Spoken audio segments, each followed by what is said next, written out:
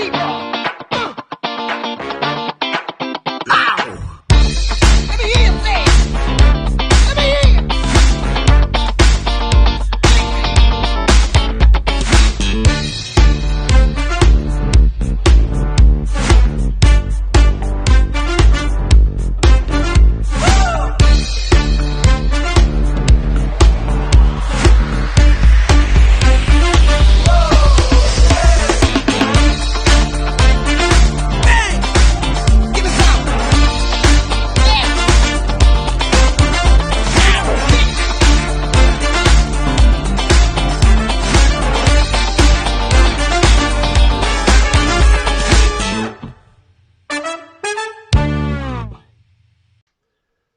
Hi guys, welcome to Stir Crazy. It's Cinco de Mayo, the 5th of May, and it's all about Mexico today.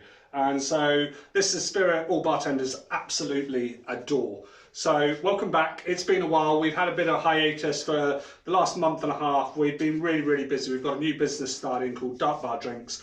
I can't really tell you much about it other than it's doing what we love best, cocktails, and we'll be making more announcements as the summer goes on with that. But we've got some amazing collaborations going on with that, with some super cool Michelin-starred chefs and other people as well. So yeah, that launches this month later on, and you'll hear about it through our social media at some point. So keep an eye out. Anyhow, today, as I said, is all about Mexico. It's Mexican spirits. We're looking at tequila and mezcal and some awesome cocktails that have really driven this category over the last sort of 15 years. And so what we're going to be doing is we're going to be doing a tutored tasting of 6 different spirits, taking you through all the different categories of tequila and mezcal, and then also we're going to be doing some really nice cocktails as well. So first of all, I'm going to do is unpack the box, and you should all have these now. So the first thing in your box will be this. So it's got an awesome map of Mexico on the back of it with all the different spirit reasons. There's some other pictures on there as well, which will tell you a little bit about it as well. But on the other side, as usual, we've basically got what's in the box. So we need to just check that off. So the first thing that we've got in there are 6 little bottles marked 1, 2, 3, 4, 5, and 6. They're all the same size, and those have your different spirits in accordingly. So if you've got 6 glasses, amazing for that. Just any type of glass. I'm using these little ones here and a couple others as well, and just so you can pour those all out as we go through the tasting. We're going to make a cocktail first, and I'm going to get onto that in a second. The first cocktail we're doing is pouch number 1, and this is a mirror margarita, and the second cocktail is one of our own Dark Bar Drinks range, which is our Paloma Faith, and I'll be getting to that. That'll be the second cocktail after the tasting. And then the last cocktail we're going to do a Oaxaca Old Fashioned, which is kind of the drink that kick-started the revolution in America of agave-based spirits. But as I said before, that first cocktail we're going to be doing is this lovely crystal clear one. It's a mirror margarita, this one. And so we've got that in there. The other things we have in there is you should have in there a tiny little atomizer. That will be for our last cocktail as well. And then also you should have a little square bottle like that, which has a little bit of agave nectar in. And then we've also got the other ingredients for our Oaxaca Old Fashioned right at the end there in the little Stir Crazy bottle there as well. So we're going to put those all to one side till the end. You'll also find a little bit of dehydrated lime wheel, and that again is the only garnish really in the whole box this time. They're all quite minimalist, these drinks, so we quite like them that way. So that one's in the box this time as well, and that's for the last drink as well, that Oaxaca Old Fashioned. So yeah, that's kind of everything that's in the box this time. And so what I'm going to do, before I get on to too much talking about tequila, what it is, all the rest of it, we're going to make this awesome drink. Now this last year was the drink of the year, and what we're going to need for this is there's very little equipment. We don't need cocktail shakers this week. We just need ice and we need glassware. And the only other thing that we've got that should be in the box is a little thing of soda water as well, which again is for that second drink, our Paloma Faith. But for this one, all we need is ice, a rocks glass, and that's pretty much it, and the pouch. So hopefully that pouch has come straight out of the fridge, nice and chilled. I'm going to be using some really crystal clear ice on this one. Finally find an ice cube maker that can make me ice that is literally, you can kind of see right through it, And it's a little bit hazy at the moment, but because it's a little bit frosty. But I don't know if you can kind of see that, but if I kind of hold it up to there, you can kind of see right the way through. It's crystal clear and really cool. And so how do you make this? It's really, really tricky to make a crystal clear ice cube. I'm just going to pop that in there and keep it there. But I'm just going to show you the problem with ice when we try and make ice using traditional methods and things. So here I've got my big ice block with ice cubes in, and as you can see here, what we've got is there's all these air bubbles in there, and it's like as it freezes, it forms a skin around the outside of it from all directions, and it traps all the air that's in the water inside it, and that gets condensed inside, pushed into the middle, and then when it finally all freezes all the way through, the air tries to escape and it's going like that and fractures the ice, and you get all these little stress lines and cracks and all the rest of it, and it looks all hazy and all the rest of it. Now, this is how I made that. So this is my new toy. So I'm going to show you how this is made. And what this is just all insulation for 1 cube. So these cost about £35, I think, if I remember right, this cost. And so they're quite pricey for what they are. But the good thing about it is when you get the damn thing out, so I've had that in the freezer quite a while now actually, so it's refrozen a bit and it's got a little bit stiff. But you can see I'm just pulling out the central bit. Usually comes out a lot easier. And when we get this out, I always think with video that's the thing, isn't it? You like kind of get the bugger out. So at some point I will push this. Ah, there we go. Got it. Now I've got some friends of mine doing this tonight, and they're going to be absolutely wetting themselves going, come on Paddy, use those muscles. Ugh. So as you can see, we've got a really long big tube in there now. So in there is just insulation, it's just all foam. So it's just foam, silica foam, just so it goes in the freezer. What I'm going to do is just give that a little twist, like that, and then pull out that central section here. So we've got a big ice well bank in the bottom, and that's where all of the horrible, nasty, fractured air has sunk back down. So what's happened is it's frozen from the top down, so it's only got one exposed area. So it pushes down, and it's got little holes in the bottom of this cube, and so all the air gets pushed through that. And so as we then get it out, you then literally have a beautifully crystal clear ice cube. Now it takes 12 hours for that ice cube to form, so it's a lot of ball ache for one little ice cube, I know that, but we use it for photo shoots and things like that. We also, it looks nice as well. If you want to really have a really good cocktail, this is perfect, this cocktail. Because as we say, it's called Mirror Margarita, it's crystal clear. And this is from a bar that was called Hatcha in London. And they produced this back in 2019, end of 2019 when they opened. And it's just gone apoplectic. And everyone loves this drink. And it's just so purist in what it is, in being that margarita flavour, but just having none of the discoloration and cloudiness and all the rest of it. So all you need to do is take your ice, and if you've got crystal clear ice, brilliant. If you haven't, just use cubes all the way up. And then what we're going to do is I'm just going to pour that over like that. And you can see there with my drink, you can kind of see, it's like, looks like there's literally nothing in there at all. It looks like water. And the glass, the ice cube just disappears in the glass. So you can kind of see there how it's just literally crystal clear. So there's no ice in there. And that's part of the beauty about the ice. But also it chills, but it takes a long, long time to melt as well. And so that is my little glass of water, but my Mirror Margarita. So you should all have one of those now. I'm just going to tell you what's in it. So the way we make this is really simple, but it's kind of science geeky. So what we do is we take this stuff, which is malic acid. And so this malic acid is found in the night time when agaves go to sleep, basically. In the evening, the agave plant basically produces malic acid. And we usually know malic acid from apples, so you'll get a little tint of appley flavour in there. But that's also in that agave. It's that lovely sort of tart, sour apple kind of flavour. So we use some of that acid and we basically make up what is called a Hatcha sort of sour mix, and so it's using the right percentage of that. We then use some of that and we just put it with water, and then what we do is we take the citrus oils. So all I do is I take the oils from something like pink grapefruit, and then we literally espresso those over the actual the acid solution, and all those essential oils go into it. We use 3 different citrus oils. We use a little bit of orange, and we use red grapefruit, and we use white grapefruit, and we don't use any of the juice, just the oils from that. We then juice them and we make lovely grapefruit juice as well, and that's used partly in our Paloma Faith as well. So you've got that in there. Then what we've got is this, which is an absolute belter, which is we're going to be tasting in a minute, which is Olmecca Altos Plata Tequila, which is 100% agave, blue weber cactus agave. So it's that agave cactus, that agave plant that I was telling you about, succulent, not a cactus, that I was telling you about earlier. And so we're going to talk a little bit about that when we get to tequila tasting.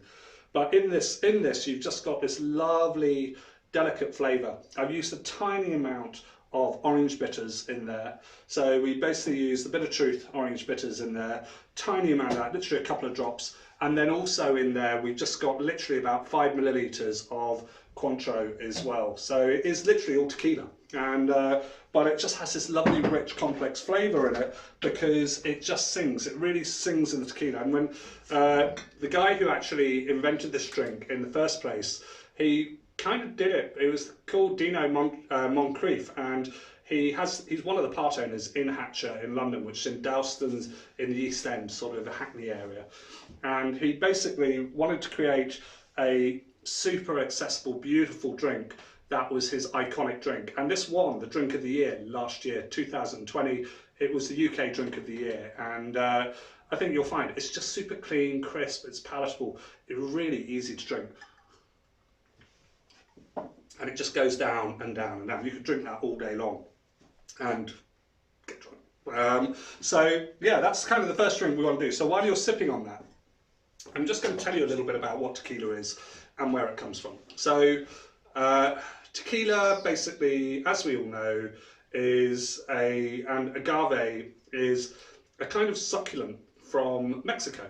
And there's lots of different ones. The blue Weber agave is this massive kind of lily almost. And so if you actually look at your back of your little map of Mexico, we've got a flowering one there. So to put this into context, that's the size of a tree, yeah, the height of a tree. So these things can grow up to 20 meters tall. They are absolutely huge. So to give you an idea, that blue Weber agave at the bottom is that wide. So this big spiny ball of leaves, it has this huge stem that flowers once every 8 years. And so when they're growing these, they take, as I said, it's 8 years to get to maturation. So they grow and grow and grow and grow. And they then harvest this down the bottom there and they chop the leaves off. And you're left with this thing that is like the size of a space hopper. And it's like a big, and they call it a pina, so like a pineapple, so a pine. A pina, and that big pina, what they do is they have these massive spade-shaped knives, and they hack away at all those leaves. They take them all off, and they basically then harvest them and they grind them to a pulp. And the old-fashioned way of grinding them to a pulp is, as you can see up here, with a donkey. And the donkey has a thing called a tahona stone, and it's on a big stick, on a wheel, on a thing, and they put it all into this big pit, and a massive stone wheel basically goes round mushing up that thing there. And you can see the guy there actually with his big sort of spade there, that he's basically carving off all of the leaves from that peanut. So yeah, that kind of gives you a little bit about how it's made and where it comes from, what that sort of cactus is. So I'm going to take my sunglasses off now because the sun's gone down a bit, so I can actually see what I'm doing. So the next thing we're going to be doing is this whole sort of history of where the agave sort of liqueurs and spirits came from. It dates back almost 1000 BC to 200 AD. And the Aztecs used to ferment agave, and they kind of prized this fermented drink called pulque. And it was they used the sap of the agave plant, they fermented it, made a kind of sticky beer. And it was kind of a thing that they used in Aztec culture and worshipping their gods and all their rituals and everything like that. And so it has this real sort of mythological sort of whole history with the indigenous people of South America. and it was so important. And this first god that they had was called Maguey. So if you think of the Maya civilization came from that word, and the goddess of Maguey, which is where another word for basically the big plants, the agave plants, is meges, and so these were all named after gods as well. And then you had this other one, Pataketl, who was the god of pulque, who basically created the beer. And so they had these two big things, and these were found on walls in their sort of their culture around 200 AD. So we know it goes all the way back. Obviously, distillation didn't really happen until the Spaniards came over and went, hey dudes, here we are, we're going to kill you all and nick all your gold. And so in doing so, they did bring one good thing. They brought their copper stills, and obviously the Spanish didn't want to be without their brandy. They'd drank it all on their long voyages. They then set up camp, and they're like, what can we drink? And so they take the local beer and they put it in a distillery, and their tequila is born. And it would have been pretty much what we would call a mezcal today. Those latter kind of things, the way they made it would have been very much the way a lot of mezcal is made today. So yeah, you then get to the 1700s, and you have the Cuervo family. We all know them, Jose Cuervo. 1758, he starts commercially distilling tequila and producing this, and then Sauza then produces it in sort of 1873, almost 100 years later, and then loads of other smaller producers in between. And you have this Don Henebo Sauza was responsible for really identifying the blue agave, blue Weber agave, as being the best for making tequila with. And that was, he had his distillery in Jalisco in Spain, and that is really where the whole tequila region of really propped up. And it was in this tequila region that sort of we jump forward now to 1936 that the Margarita was born. And this was born out of the back end of Prohibition, Americans coming down, getting away, trying to have a drink in Mexico, and they would end up in places like Tijuana, and then one of the bars down there, they would have this drink, and it was a tequila daisy. So a daisy cocktail was usually gin or rum or whiskey with orange curacao, lemon, sugar, shaken up and served up, and that was a daisy. And so when all they did is they substituted the gin, rum or whiskey for the local booze, which was tequila, and then when they named it daisy, they just translated it, and a daisy in Spanish is margarita. So that is where the name comes from. So this mirror margarita has all of its sort of ethos from those early drinks, but the really heart of it is just pure tequila and very little of that orange liqueur, that orange curacao. So yeah, this is kind of where that first drink comes from. So there you go, you had a little bit of a history of what tequila is, where it's come from, and yeah, we're going to get on to the tasting in a second. And so, but before I get there, I just want to go through some of the different things, because we have lots of different styles of tequila. We have, first of all, mixto tequila, then we have 100% de agave. So mixto is a mixed tequila, and this has been around for about 50 years, 40, 50 years, and in one form or another. And it is seen as the poor cousin of the tequila world, because it's a cheaper one, it's more accessible, but it's also one that can be, most people know from things like Jose Cuervo Gold and things like that, and those lesser brands and whatnot. We've got one today, which is going to be our Olmecca Tequila Blanco. So it's this little one here, and this is bottle number 1. And so what I want you to do is I want you to get a little bit of that, and just pop it in as bottle number 1, and just pour that contents of that into your glass. Now, there's quite a bit of tequila being drunk now. We've got 6 shots coming up, and you've got also 6 units of alcohol in the cocktails, 12 units of alcohol, that's a whole bottle of wine, and more, a bit, and another glass. So yeah, lots of water please, so you keep really hydrated, and but it should be fun.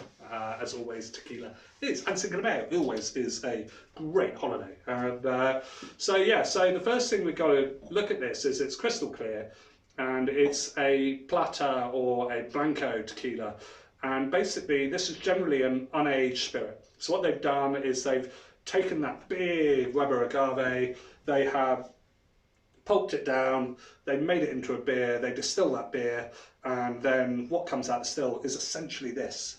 Now they can age it for a month or 2, but generally speaking most of it's unaged. And but this one here is our first, which is a mixto tequila. And I've got its big brother, which is Olmecca Altos Blanco, which is 100% agave, and I wanted you to taste them side by side. So I want you to pour a little bit of the other one as well into your second glass, just so you can taste these side by side and see the absolute difference in the agave flavour, first and foremost. So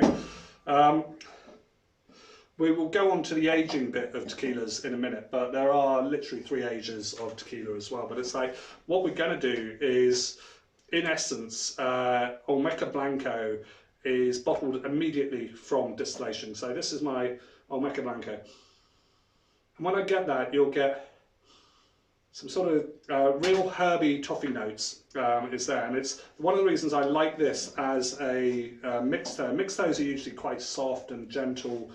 They don't have a big herby agave flavour. And this one is basically made with a little bit more agave, the Blue Weber agave, than it needs to be. So it's got a bit more of a punch. So if you take a sip,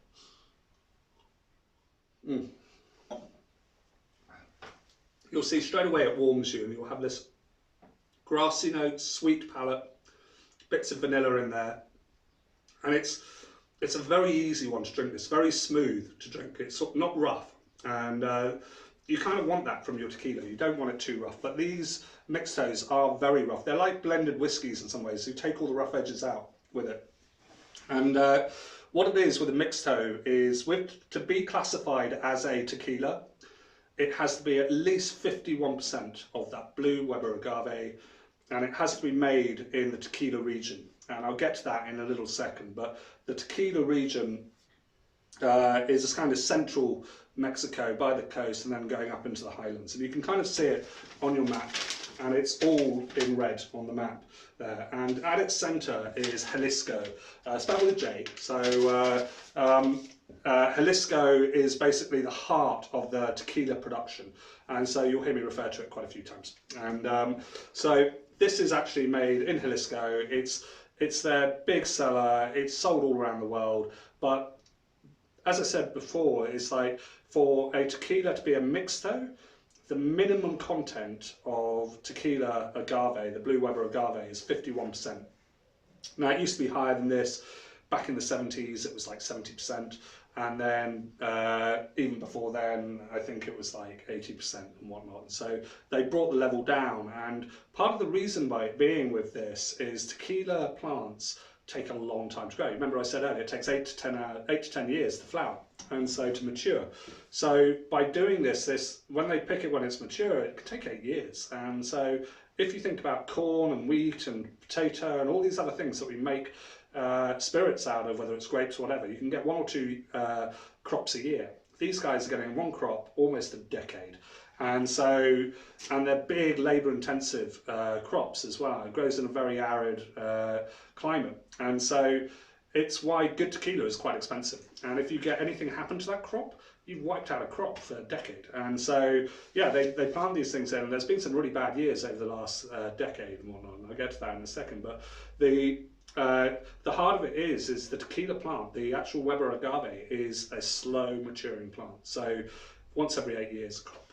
And so as a result, what they tend to do is they then tend to put in some things like molasses, cane spirit, and other things like that in order to add to the sugar to make it lengthen it when they're actually distilling it. And so it's that thing there when they're making the beer to do that they'll actually do it, and it sort of lengthens the product. So it's not as pure as the other ones, every other one we're doing, but we have to taste it because it is integral to all of the drinks you probably had as tequila, and probably going, oh, why have we got a hangover in the morning? And it's usually all the other stuff that they put in it.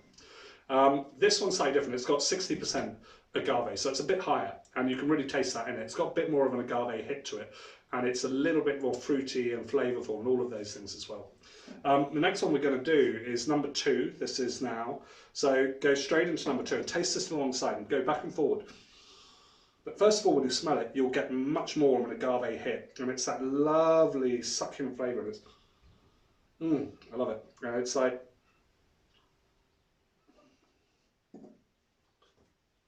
now when I taste that, I get more of a pepper burn, I get more spice, I get more richness and palate feel. And all of those flavours are just coming out, vanillas and just layers on flavour, and it's just absolutely gorgeous. And for me, this is quintessentially one of the best tequilas out there to make a margarita out of. And a lot of cocktails is the Blanco. I particularly like Blanco tequilas because they're just fresh and herbaceous, and they've got a little bit of roughness to them, a little bit of that sort of agricole kind of heart to it, and power and spice. So yeah, that's your second one, and it's like, so when we say plata, and also when we say Blanco, it's the same thing really. It's like, so they're called one Blanco and one plata, and so the Olmecca Altos is grown bit more in the highlands of the tequila region, and so hence altitude, Altos. And so it is this lovely thing, and this was born out of two bartenders' love for this category when very little was going on with it in the UK. And two British bartenders, one was called Henry Besant, who sadly passed away, and the other one was a mate of his, Dre Masso. And Dre I know really well, he's a top guy, he's got some amazing bars. One of them is called Fan in London, and at the heart of his bars has always been the Agave spirits, and he's a great advocate for this spirit as well. And so this is an unaged plata. It has a lovely nice kick of roasted agave, and it's sweet, it's citrusy, it's got loads of little bit of pepper and brine in there as well. You get a bit of lime coming through it, and it's just grassy, and it's everything I want from an amazing Blanco tequila. And yeah, these are kind of unaged, and it's just, you really get the heart of what a agave spirit is from these. And this is in the highlands of Jalisco again. So when you sort of come up into the centre of Mexico from where that Jalisco region is, right up towards the tip there, it's sort of from up there. And 60% of the agaves they use are from that highlands there. And it's, yeah, it's really, you'll see the taste there, and if you go back, you really now get that in your mirror margarita. Oh, sorry, just keep going back to that. Hatcha actually make this, and they bottle it and they sell it, and they've been selling it through lockdown. I've tried it, it's amazing. It's, for me, this is what is going to be a modern classic. It's too early to call that at the moment, but it's just a delicious drink, so well made and so well crafted that they've done it. And we luckily found the recipe online, and they usually originally used Don Julio Blanco, which is an amazing tequila from Diageo, and highly rate that as well. And so yeah, so our first two have been those Blancos. I wanted to see the difference between how that's a little bit smoother with the that one with the Olmecca Blanco, and then the Altos Blanco. It's the same producer, but they are a million miles apart. And when you look at the price online, that's like 20 odd quid or something like that. You can buy this in Tesco's or Asda for like 24 quid. Buy that every single bloody time. It's brilliant. And yeah, I mean, I've been buying bottles and bottles of that through lockdown, and it's so good. It's one of my favourite go-to. Other great ones, if you want, that is Patron Silva, which is another particularly gorgeous Blanco tequila as well. And it's like, as I said, I mean, there are so many out there now, but it's not, one of the main things it's got to say on the bottle is 100% de agave, and that means it's made with 100% Blue Weber agave plant. And yeah, super cool. So, the next one I'm going to go on to is one I've been using a lot. I only really discovered this quite recently, and it's got this great label with two people kissing on a plane, and it's really colourful, and you can see it there. And I'm going to tell you a little bit about the label in a minute. I only found out this week. And so again here, you can see here, it says 100% de agave, and this is Aqua Riva Reposado. And so what we've got here is, if you think that Blanco is unaged, or aged up to 2 months, but generally unaged, a Reposado tequila is aged from 2 to 12 months. So, and what they do is they tend to age it in oak barrels, American oak barrels, so they can be left over from bourbon production, and they'll use it for that. And they'll bring it in, they'll stick it all in there, it ages, it takes on a lot of those lovely caramel vanilla notes we know from whiskey that you get from aging. But you can see it's got quite a soft golden colour, it's like straw colour almost. And I'm just going to pour myself out a little dram of that. And yeah, I kind of discovered this, and it was there's a little signature on the bottle there, which is Cleo Rocas, and she, for those of an age like me, is from Kenny Everett. And so I used to love Kenny Everett growing up. And so this is bottle number 3. So bottle number 3, put that into your glass and have a taste. And when you smell this straight away, you get toffee notes there. It's almost like toffee apple, and really, really cool. That's straight from that aging of tequila, but you still get that underhint of that lovely, lovely sort of agave blue Weber plant. And when we go in to taste this, the vanilla comes through. There's a little bit of almost chocolate on the palate as well, and still some pepper there, and spice and herbs and grass, and it's all there. And so yeah, it's really smooth and easy to drink. You can see you can drink these neatly and sip. And one of the things with tequila is got a really bad rap of just shots. And what's happened in America, and it's starting to happen over here, people are starting to appreciate this amazing category so much more, and how diverse it is, and how the category is just vast. I mean, I've tasted tequilas in the last couple of years that have been super aged in Bordeaux barrels, and they taste like a cognac, some taste like a rum, some taste just off the chart, and like PX sherry almost. And the category is wide open, and some taste like an Islay single malt. We'll get to that in a minute.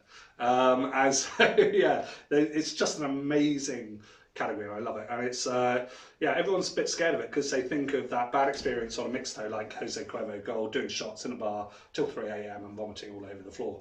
And yeah, we've all been there more than once. But yeah, so yeah, so as I said, this is by Cleo Rocas. She went over to Mexico and she sought out a master blender called Carlos Perez, and they handcrafted this beautiful premium tequila. And they basically used 8-year-old blue agaves, volcanic spring water from Jalisco and from the highlands of Jalisco, and they blended it together and they create this lovely, lovely, lovely tequila. They've done a reposado, a premium reposado, and then also they've got a Blanco as well. And all of them are really, really good, I have to say, and I really rate them. One of the things I said was about this lovely label, and this is down to a 17-year-old art student called Jamie, who Cleo met on the Underground in London. And seeing this work, he commissioned it, and it gives us this lovely distinctive label. And the nice thing about it is it's an oil painting of Jamie and his girlfriend embracing on the ring of a plane. So yeah, it's kind of makes me feel a little bit homesick for holidays at the moment. And this whole thing, whole tequila, it's like it's holiday spirit, isn't it? It's like we all can't wait to get there, visit people. I'm really lucky. I'm here in West Country. I've got beaches all year round, so we're really, really fortunate down here, and I kind of love it. And yeah, if you're down this way, Teignmouth is where we are. It's sort of by the sea, and we've got 2 beaches and a Victorian pier, and it's lovely down here. So yeah, come visit. And we've got a bar called Hululu right on the seafront by the pier. So and Hululu is a giant bird who announced the great god Cain's from Hawaiian legends, sort of the birth of the world. So that is our little tiki tropical haven down on Teignmouth seafront. So come and visit us over the summer. But back to tequila. Yeah.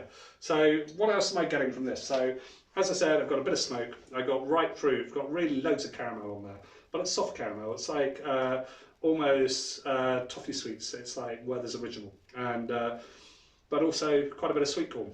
It's like that corn sort of thing there that you get from it. And yeah, it's just it's see how much flavouring just. This is 6 months, I think, in the barrel, and suddenly it transforms from a plata to this lovely, beautiful, rich, almost like bourbon-esque spirit.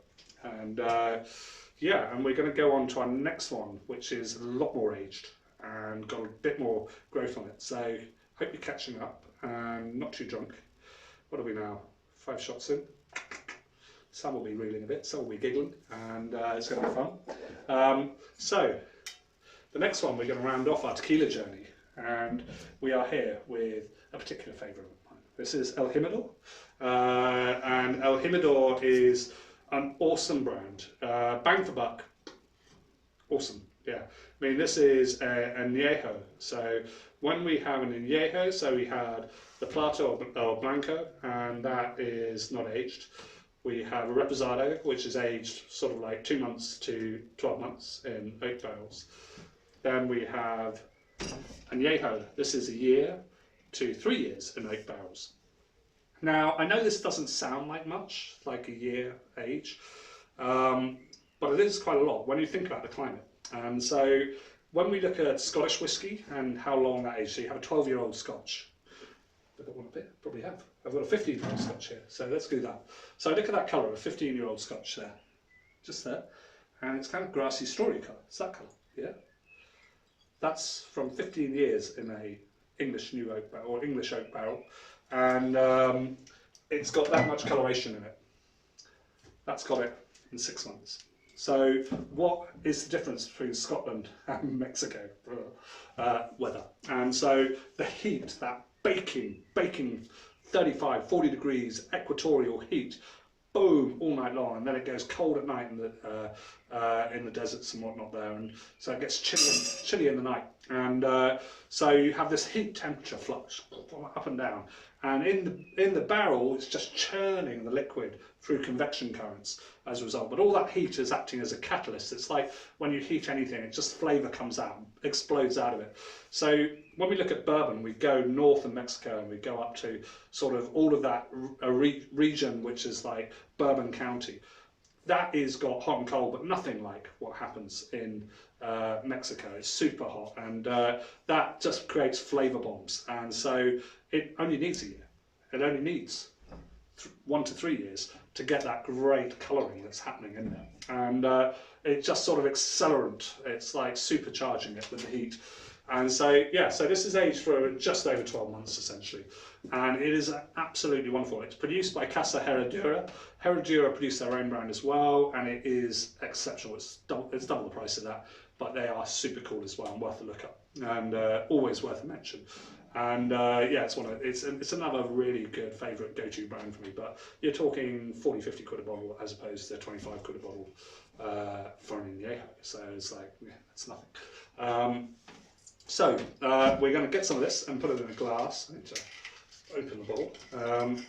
So this is bottle number 4 now that we're in, and I'm just going to pop some of that in a glass. Now you can see straight away from this, it's darker. Look at the colour difference there. It's like, of the 3, you can see there's 3 gradients in colour straight away. White t-shirt helps out immeasurably with this. So yeah, so we've got this lovely. So on that I'm getting cherry, cassia bark. It's like, how do you describe cassia bark? And sandalwood and almost violet on the nose. When I drink it,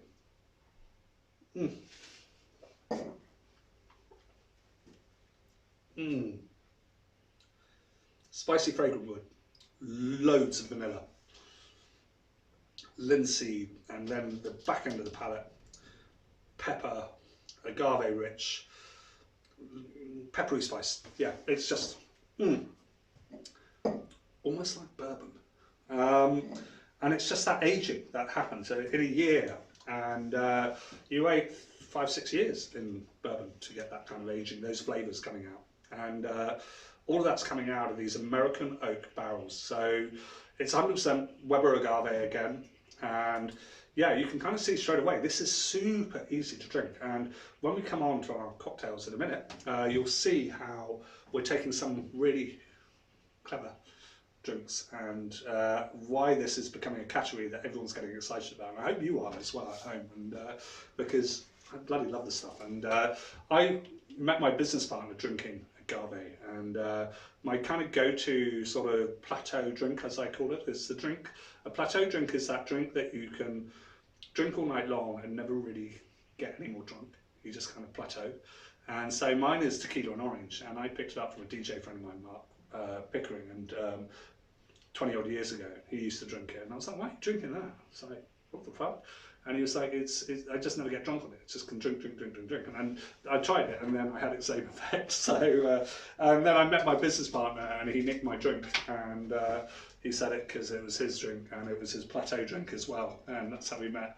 And we have docked drinks together, we have stir crazy together, we have dark bar drinks together, and yeah, it's kind of cool. That was all out of tequila and a big mashup. And my other business partner, it was his 40th birthday that we met. So yeah, it's tequila is my friend and it creates opportunities. And so what we are is we are literally, yeah, this is this lovely one here. I'm getting a little bit married myself on this. And enjoying the evening. So next we are going on to something a little bit different. So there's our family of tequila. Now, if you look at your map, you'll see there's only a little region here in red that is the tequila region. These are the regions, it's a bit like France and Champagne, or any of the wine regions of France, or wine regions like Rioja. That is an appellation of controlled appellation, and so only spirits from that region under a certain categorization can be called tequila. If we look at the top here, you've got Chihuahua, Durango, Coahuila, then you've got Sonora and Bacanora up the top there in green. And so these are other different regions as well. And you get things like Sotol, which is another spirit from those three orange regions. And then we have Bacanora, which is from the Sonora region, which is right in the north of Mexico. We haven't got this today. They are delicious, but I just want to really concentrate on two today, which is obviously tequila, because there's 4 spirits there, but I really want to get onto mezcal. And when we come to mezcal, you've kind of got some blue regions in between tequila here, but the main region of mezcal is down the bottom here, right where it gets narrow in Mexico and starts coming down towards Panama and all the rest of it. And you've got this thing, starting with no, but pronounced with a W. So that's pronounced Oaxaca. And you may know Oaxaca from the restaurant chains with a W, but the real spelling is with an O. Oaxaca is how you pronounce that. So Oaxaca is the home of mezcal. And so what is mezcal? I ask you. So we're going to get to that. Our next 2 spirits that we've got are 2 mezcals. And they're 2 quite different mezcals as well. And so the first one we've got is Mezcal Union, and the second one is Vida Mezcal from Maguey.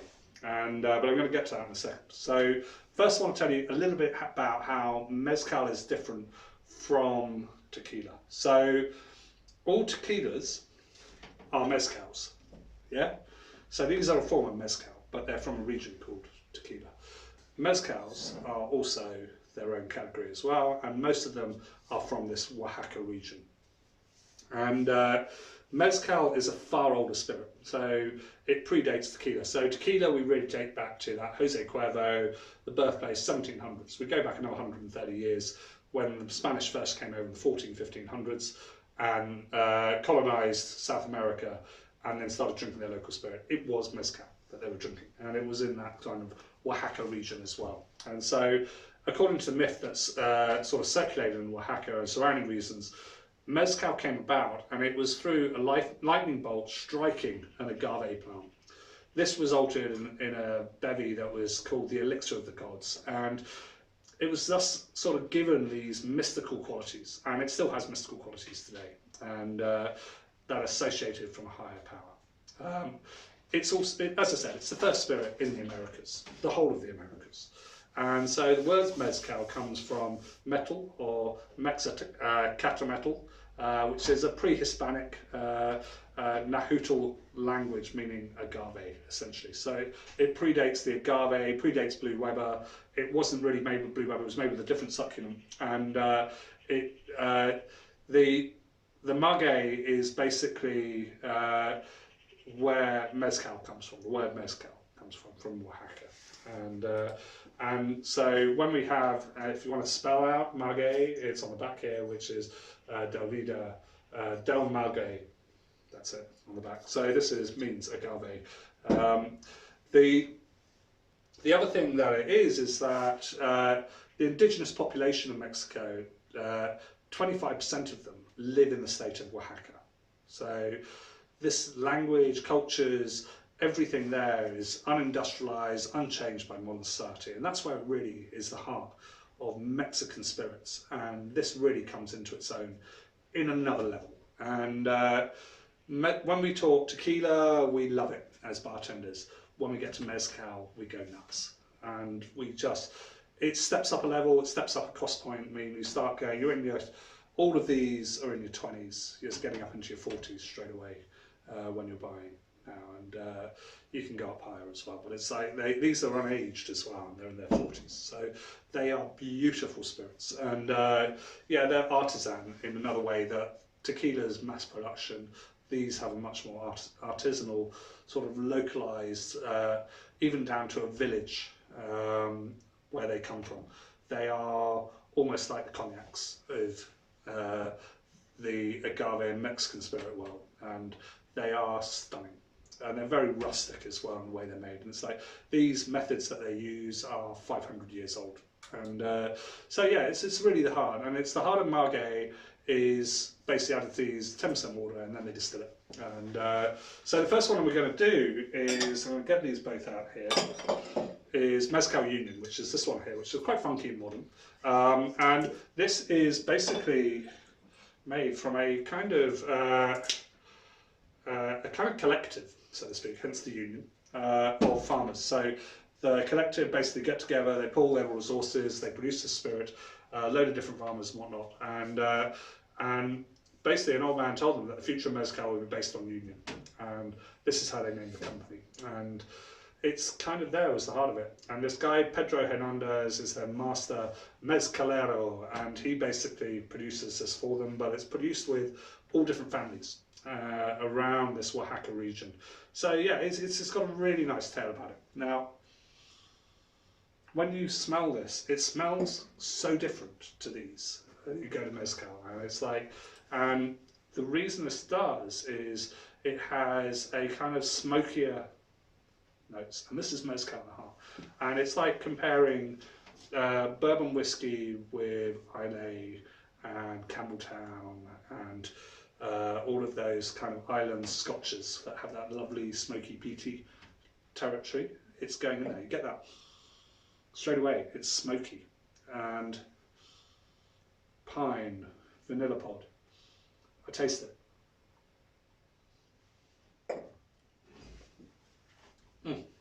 Little pop explosion of palate flavour, and it really does just go boom, boom, boom, boom, around the palate.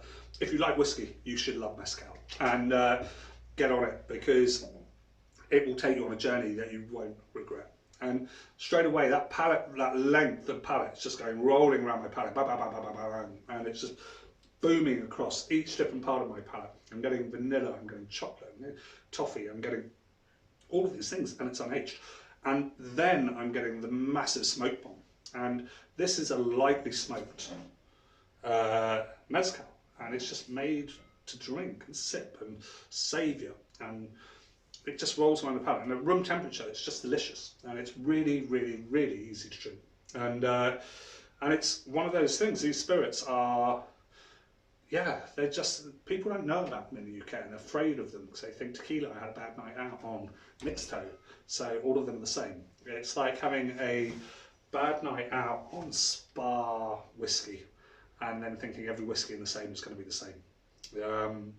Yeah, pretty much. So, and yeah, it's just like that. And so yeah, this is our first one, Mezcal Union. As I said, quite funky, quite modern, and it's got a real vagabond to it, and it's got quite a cool branding, and so we kind of like it because it's got that mixes of families all joining together.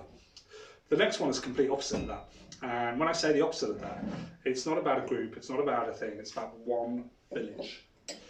And it's about a brand that is artisan in its heart, is just the epitome of what amazing mezcal is to me, and how much I love this spirit category. And this is Maguey, so Del Maguey, and it's single village, and the village is Vida. And so, yeah, I'm going to pour a little bit in. And so one of the things that makes this smoky is they oven cook these big agaves, and it's these big agaves that they oven cook, and they basically created in such an old-fashioned thing, and these are produced just exquisitely. Now, when you smell that, it's like smelling an Islay whiskey, but it doesn't have the colour of it, it doesn't have that, it's just like, it's smoky as hell. And so when I want to add smoke to a drink, I don't go and bubble half a ton of wood chips through a drink. What I do is I use something like this, or I use something that is like Talisker, or something that's a nice smoky whiskey or smoky thing, and you can control the amount of smoke you put into a drink. And at the end, we're going to show you how that's done. But when you taste this,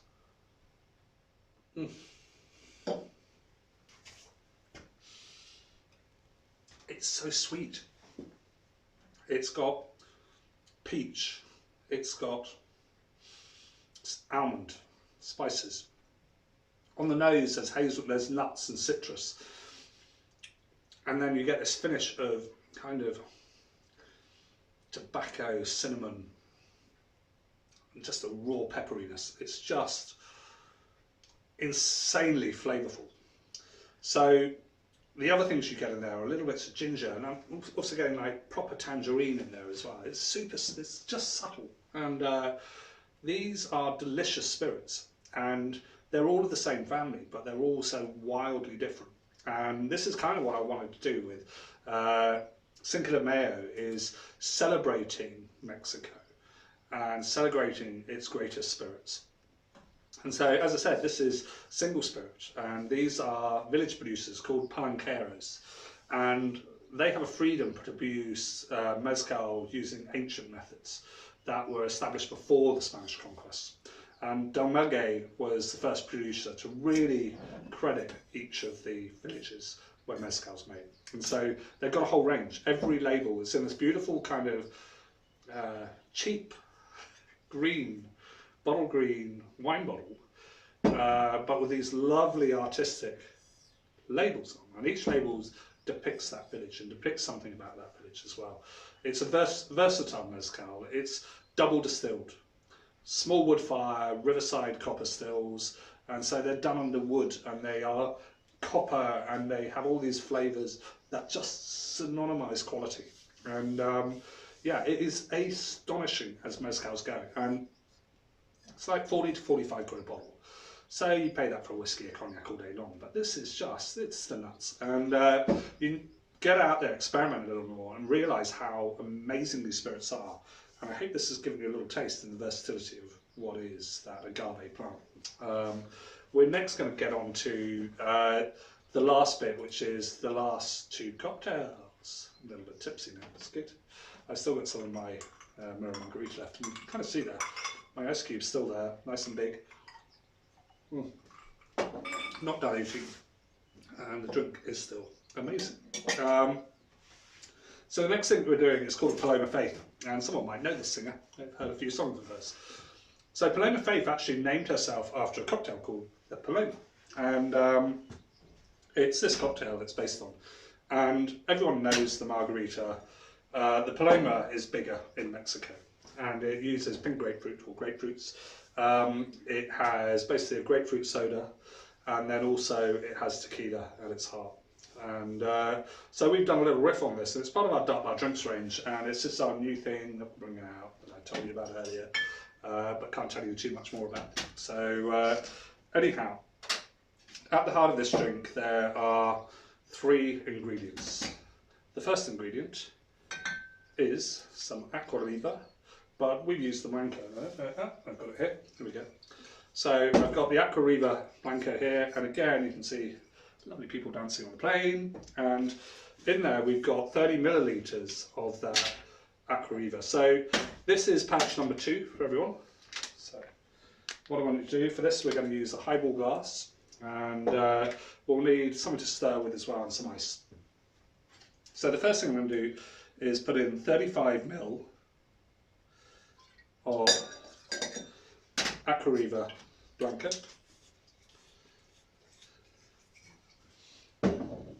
And then taking 15 millilitres of this, which is Briete, and it is Pamplemousse Rose, or pink grapefruit liqueur. So you can see there, it's giving it a lovely pinky colour straight away. The last thing I'm putting in is a cordial that we made up. And so this cordial is an acid adjusted passion fruit and yuzu cordial. So in there you'll have 20 ml of passion fruit syrup. We've then got this here, which is a fake lime juice basically. And what we've done is we've got different acids in there. And the acids we've put in there are tartaric acid, which is from grapes, malic acid, which is only a tiny bit, like 2 grams per litre. We've then got about 20 grams per litre of malic acid from apples. We've then got citric acid, 40 grams per litre of citric acid into that fake lime as well. And that makes up our basically our passion fruit cordial. And to make the passion fruit syrup, all we do is we take all the pulp from passion fruit, we put it into sugar, we sous vide it, we extract all of the flavour out, we then get rid of the seeds, and then you're left with this lovely, lovely flavoured syrup. The last thing I'm going to do is literally just put in a tiny bit of this, which is yuzu juice. So there's a little bit of that in there as well, and it's just literally about 3 ml. This is super flavourful. It's great on salads. You can get it from online, or you can get it from Marks, Waitrose actually, that one's from. And then the last thing that also I've got in there is some pineapple and star anise bitters. So I'm going to put a little drop in there of that. And that is everything. So this is basically what you've got in your pouch number 2. Give that a little stir, and then what I'm going to do is I'm going to add some ice into that, and I need to lower this in. I always forget that because it just splashes over me. You should have a little can of soda here as well. Now what I'm going to do is I only want to add in about half the can of soda. The rest you can drink, but you don't want too much. You want it to make it effervescent, but you kind of want the same amount as you've got of the liquid in, so that the flavour bomb is there. I'm just going to push those cubes down through the glass, mix that up, and this is the drink. That's it. It's done. It's Paloma Faith.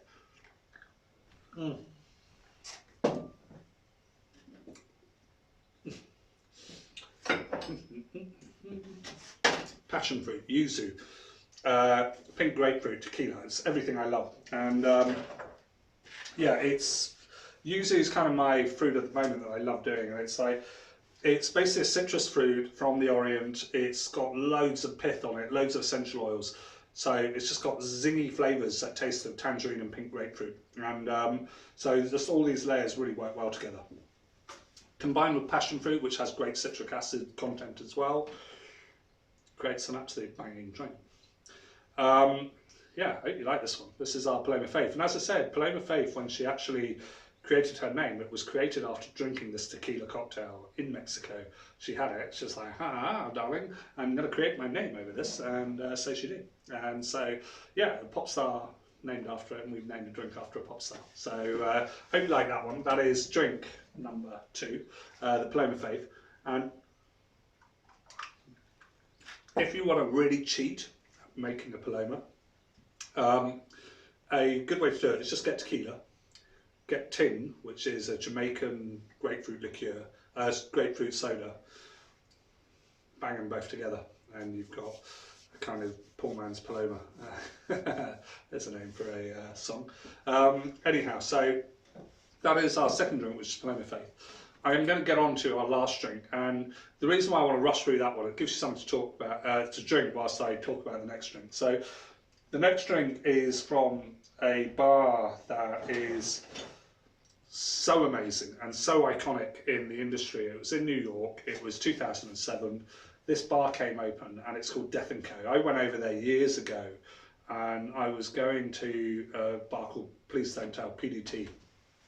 Super cool speakeasy bar, knock on the door, go into a hot dogs sort of shop, stall vendor called Criff Dogs in New York, and they've got this little phone booth. They were the first people in the world to have that fucking fucking phone booth that's everywhere now.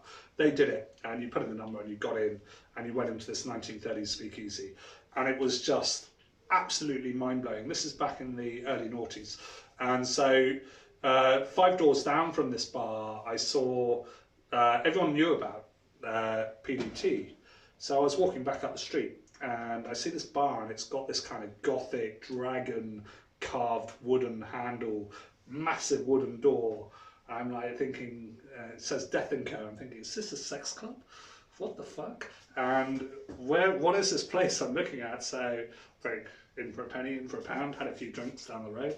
So knocked on the door and walked in, and I've got this amazing bar, really old school look. And I went in there and just stayed for about 2-3 hours and just was mind blown just by the drinks, the craftsmanship, the bar, the way they designed their bar. It was just like my wet dream as a bartender of how I would want a bar and how I'd want to make drinks, and the detail they went into crafting their drinks and everything. And everything's come out the back of that. They produced a drinks book called Death & Co.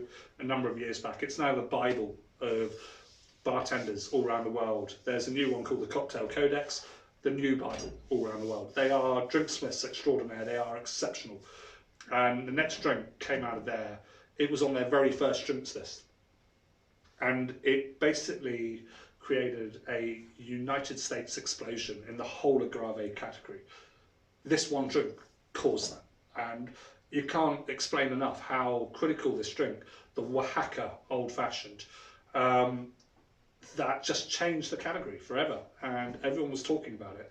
It's just mind-blowing. It's a modern classic. It's as big globally now as the Pornstar Martini and so many other Bramble and so many of these iconic drinks that we've created in the UK. This is one from the States, from New York, and they are exceptional. And yeah, it showcases every bit about this spirit as being why it should be so important as a category and why bartenders absolutely bloody love it. So yeah, so we're going to need another rocks glass. Hopefully you've drunk this. I'm feeling a bit thirsty. So this drink was created in 2007, New York, and just down the road from PDT and Death & Co. And if you need one book as a budding wannabe bartender, learn our tricks of the trade, get Death & Co. Yeah, it's a great book. So what am I using? I'm using big brother of this. So if we take our Olmecca Altos, Blanco, I'm using a Reposado, and we're going to make this from this straight away. So I'm going to make this in a mixing glass and pour it in. You have got it quite easily in bottles, unmarked bottles, or Stir Crazy bottle and weird little square bottle. You should also have little atomizer, and lastly this, and we'll need some ice for this as well, obviously. So I'm going to pop some ice into my mixing glass, and what I'm going to do is I'm going to put in there 40 millilitres of Olmecca Altos Reposado. And yeah, I mean, Altos is just great. I love it. It's just like, if you're going for tequila, any of their range is astonishing. But you can get both of these at Tesco for under 30 quid. So no brainer. What I'm going to do, I've got my clear ice cube that I took out earlier. I'm going to pop that in there. Also, what I've got, actually, so here is the little Dr. Inks ice stamp. So I'm just going to rest that on top there. It's made of brass, and that will slowly, the heat will transfer, it will sink in and put a lovely little Dr. Inks logo on my ice cube. So as I said, 40 ml of that in there, and then I'm going to take 10 millilitres of this Vida Mezcal, and it's like almost adding 10 millilitres of smoky whiskey into it. So when we look at an old fashioned, it's that lovely bourbon whiskey that we put into it. So this is kind of recreating those flavours, but we're going to twist it a little bit again, because what we're going to do now is in that bottle you've got 7.5 ml of agave and 7.5 ml of water. So it's just diluted a little bit down. It makes it a little bit easier for you. But essentially what we've got here is I've got some Groovy Food Company agave nectar. And if I was to put that in, I'm just going to put in like a teaspoon, just over a teaspoon worth of agave nectar into there. And then the other thing we've got in there, so I'm just going to give that a little stir and start mixing that up. So what you can do, it's like maple syrup almost, pour the whole contents of that in, save a little bit, put it on your finger and just taste it. That's agave nectar. Use it in your coffee, use it in your tea, use it as any other sweetener. It's delicious. And as opposed to sugar, it's just absolutely lovely. And it's what tequila is made from. So it gives you an idea of the sugar they ferment, that they make the beer out of, that they then distill into tequila.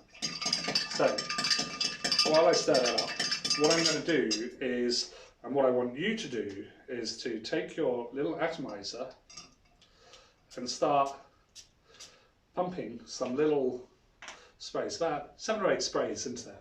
And what you've got in there is this first of all, which is bitter truths, chocolate bitters. So you've got about a couple of drops in there of that. And then we've also got some Angostura bitters, which is just the go-to of all bartenders. And so spray that into your drink, give it a good stir, stir it up.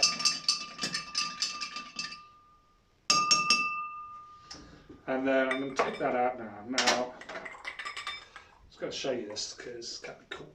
Can you see that in there? Yeah, you can probably see that. So my little Dr. Inks logo now is all over the top of that ice cube. And now what I'm going to do is I'm just going to take that and pour it over the side. So it just comes up to. So my cube is floating on the top there. I love it. Floating on the top there with my logo for Dr. Inks in the top.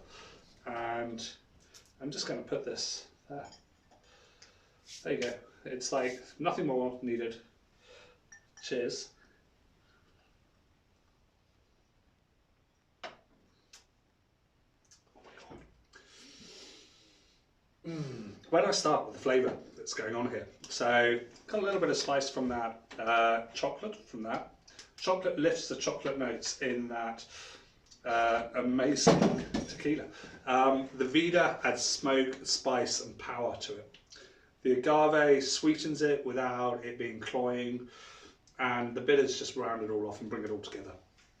It's a great accompaniment, and it's like, it shows you why this has become a classic drink of its time, and it's iconic now. When you think of agave spirits, we think of the Oaxaca Old Fashioned, and there is nothing more iconic when it comes to this drink.